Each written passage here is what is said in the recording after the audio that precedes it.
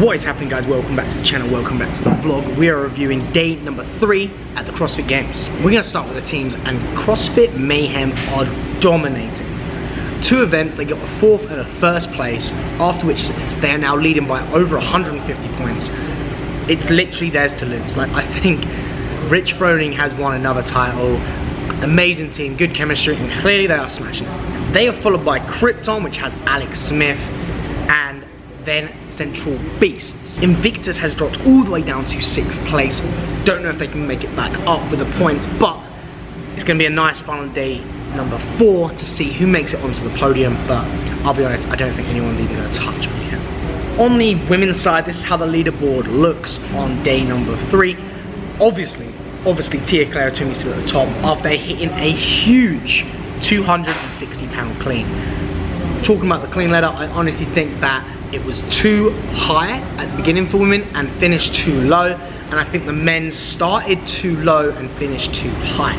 They had big jumps, women had smaller jumps, which made this balance happen. Tia Claire Toomey at the top, followed by Christian Holt, but with an 85-point lead. Like, I'll be honest, it's Tia's to lose as usual. Tia's dominating the women's field after 2 first place finishes yesterday and a 3rd on the sprint, like completely dominating the field. Now it's down to 10 athletes. Every position makes a huge difference on the point scheme, so you still never know what's gonna happen. In 3rd place now is Jamie Green. She got a 5th, 4th, and 5th place throughout the competition, so very consistent on the point schemes, take her above Kerry Pitts. Those 2 are battling it out for the 3rd place spot, but Jamie Green also has a chance to try and push into 2nd, 40 points in. 40 points may sound like a lot, but on this games level, it's not really a lot, as one position is 10 points. So one bad event in that top 10 athletes, and you are gonna lose a lot of points to your competitors. We don't know how many events are on Sunday yet, but I'm gonna imagine 3, maybe even 4, probably 3 events.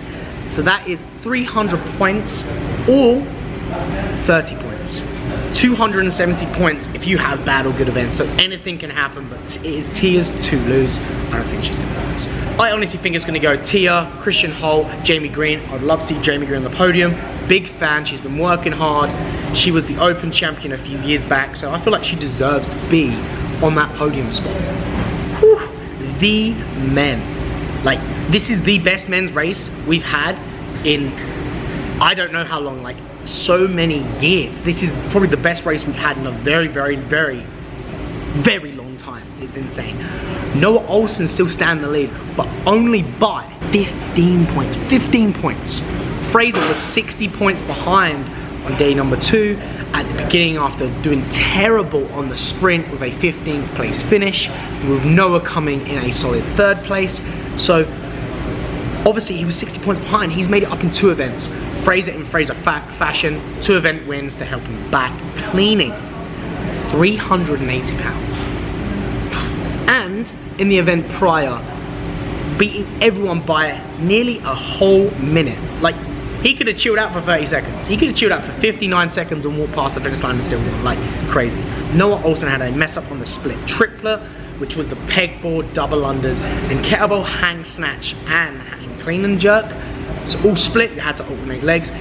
A lot of no reps from Fraser on that, but Noah messed up the pegboard, which is more crucial, and nearly destroyed it, and nearly took away from Bjorn Carl Goodmanson, but caught Goodmanson up, and in that event it went Fraser, Noah, and Goodmanson. Goodmanson, from having a 2nd place in the zigzag sprint, a 3rd place in the pegboard double-unders, and a 4th place in the lifting, he's pushed himself above Scott Panchik into 3rd place. This is gonna be a good race because there is only 3 points between them. I feel like the race is between those 2 for 3rd and 4th, and between Noah and Matt between 1st and 2nd. Technically, Goodmanson could catch Fraser and Noah, but I don't think it's gonna happen. There's not that many points. Tia has a bigger lead over the ladies than Fraser and Noah does over Goodmanson and Scott Panchik, but I feel like Matt Fraser is going to come back in Matt Fraser fashion and maybe even win 1 or 2 more events to get back into the 1st place. Behind them, James Newbury and Jacob Hepner. They need a little bit of luck to get onto the podium. I don't think it's going to happen. I think it's going to be very close between Panchik and Goodmanson. It's going to be a good fight. Goodmanson, 3rd place in 2015 or 16. And Panchik's never been on the podium, so that is a big race. One thing I think is crazy on the men's side is the cuts. There's no Patrick Vellner in the top 10. Patrick Vellner is out. He finished in 16th place. I don't know how many points out, because obviously the top 10 now have points, but 6 places out from the top 10s for the cut. Like, I don't know what happened to him. Everyone thought Vellner was the guy to be able to dethrone Fraser, but he just hasn't turned up this year. I don't know what's happened. Not the athlete we saw in the years past with the drive that he has. I feel like he's given it to Noah, and Noah's got the same drive, something he's been missing over the years. I don't understand, but it's happened. Another athlete, Cole Sager, who we thought was going to make it into the top 10, just out and hitting 11. He is someone that we thought would even try and push for top 5 and try and do well, but things happen, hasn't played in his favor. Maybe with another day of competition he could have pushed for it, but unfortunately he got cut as well after the sprint, and he is now out. Will Morad made it into the top 10, but he did not clean a single pound on the clean ladder. Everyone's saying he's got a hamstring issue. I think it's due to the sprint, but he probably just can't lift heavy, because he did do the pegboard event and come 9th, placing better than Saxon Panchik, who is fresh, so maybe he just can't lift heavy. He spoke to Dave Castro. No one said he's not leaving the competition. I feel like he would withdraw if he was that injured, but we'll see what happens. Maybe he's just trying to fight for a 9th or an 8th place finish, because he's guaranteed 10th, so if he's injured, might as well leave it there, but maybe he can fight for another day. That is a quick recap of day number 3 of competition at the CrossFit Games. Just a little summary for you guys, playing it in there. I'm super excited for day number 4 of competition, not sure how it's going to play out.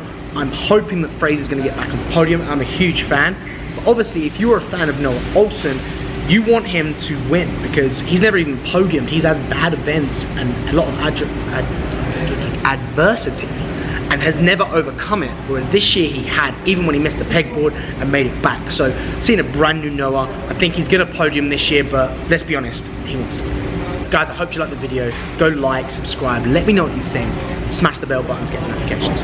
Until next time, peace.